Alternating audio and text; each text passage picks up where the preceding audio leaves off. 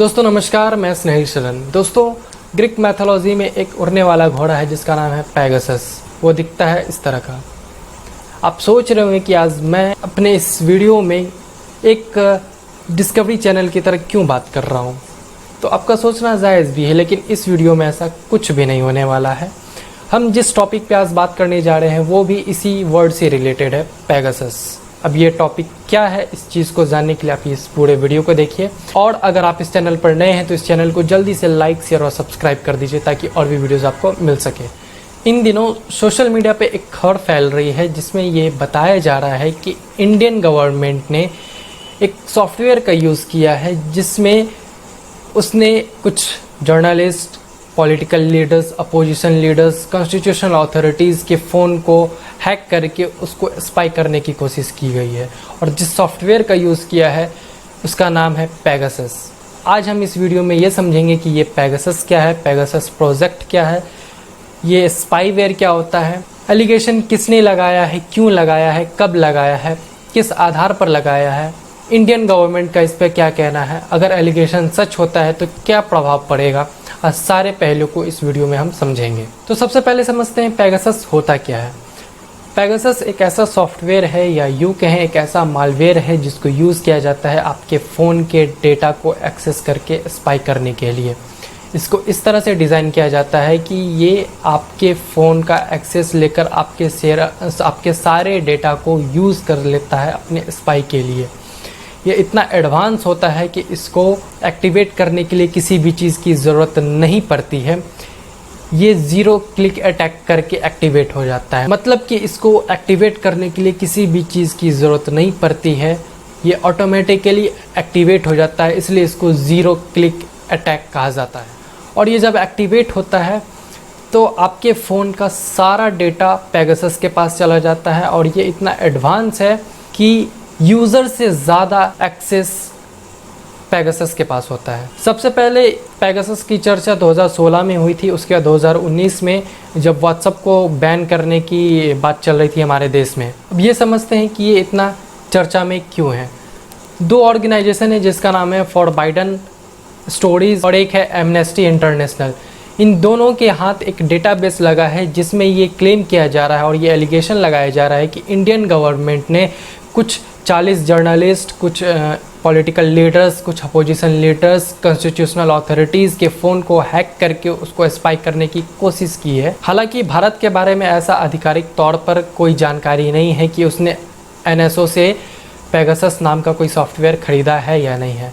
अब NSO क्या है, इस चीज़ को समझते हैं। तो NSO एक इजराइल की कंपनी है जो कि मैलिशियस सॉफ्टवेयर और स्पाईवेयर बनाती है, जिसने इस पेगासस नाम के सॉफ्टवेयर को भी बनाया है। अब समझते हैं कि ये पेगासस प्रोजेक्ट है क्या। तो फॉरबाइडन स्टोरीज़ और एमनेस्टी इंटरनेशनल ने जो डेटाबेस कुछ मीडिया हाउसेस के साथ शेयर किया है, उनके कोलैबोरेटिव प्रोजेक्ट को ही ये पेगासस प्रोजेक्ट कहते हैं। जिस 16 मीडिया हाउसेस को ये डेटाबेस शेयर किया गया है उसका नाम है, उनमें से कुछ का नाम है the wire, the guardian, Washington post, frontline. ये सारे कुछ मीडिया हाउसेज हैं जिनका यूज़ किया जा रहा है इस प्रोजेक्ट के लिए।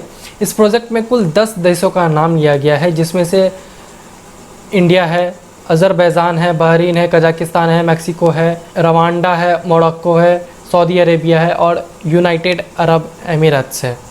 इसमें ये कहा जा रहा है कि 50,000 फ़ोन नंबर्स का एक डेटाबेस है जिसमें 300 नंबर वेरीफाइड इंडियन नंबर्स है। NSO का कहना है कि ये सॉफ्टवेयर केवल टेररिज्म और क्रिमिनल ऑफेंस के बचाव के लिए बनाया जाता है।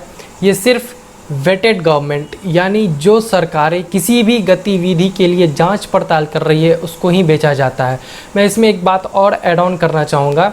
ये पेगासस जो स्पाईवेयर है वो सिर्फ सॉवरेन गवर्नमेंट्स के पास होती है, किसी भी इंडिविजुअल या प्राइवेट एंटिटी के पास नहीं होती है। लेकिन भारत सरकार ने इस एलिगेशन को, इस क्लेम को सीधे तौर पर खारिज कर दिया है।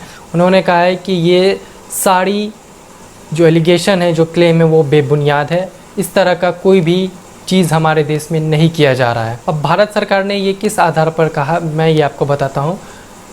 हमारे देश में एक एक्ट है जिसका नाम है Indian telegraph act and information technology act. इन दोनों एक्ट के तहत पेगासस का यूज़ हैकिंग से जुड़ा है। और इंडिया में हैकिंग को एक क्राइम माना जाता है, चाहे वो कोई इंसान कर रहा हो या कोई ऑर्गेनाइजेशन या फिर कोई भी सरकार। लेकिन लॉफुल इंटरसेप्शन इस देश में अलाउड है। सेक्शन 48 जो है आईटी एक्ट का, वो हैकिंग को कवर नहीं करता है। तो इस आधार पर भारत सरकार ने इस आरोपों को और इस एलिगेशनों को सीधे तौर पे खारिज कर दिया है कि अगर कुछ भी इस देश में होगा तो वो लीगली तौर पर होगा, नहीं तो इस देश में ऐसा गतिविधि नहीं किया जाएगा। अब ऐसे में ये सवाल उठता है कि अगर ये एलिगेशन और ये क्लेम सच साबित होता है तो क्या भारत पुलिस राज्य में कन्वर्ट नहीं हो जाएगा? आपको नहीं लगता है कि क्या आपके कॉन्स्टिट्यूशनल राइट्स और आपके प्राइवेसी पर हमला होगा? ये सोचने वाली बात है। आपकी क्या राय है, आप क्या सोचते हैं इसके बारे में? आप हमें कमेंट करके ज़रूर बताइए। फ़िलहाल इस वीडियो में इतना ही। हमारी मुलाकात फिर होगी किसी नए टॉपिक पर, किसी नए वीडियो को लेकर। तब तक के लिए जय हिंद, जय भारत।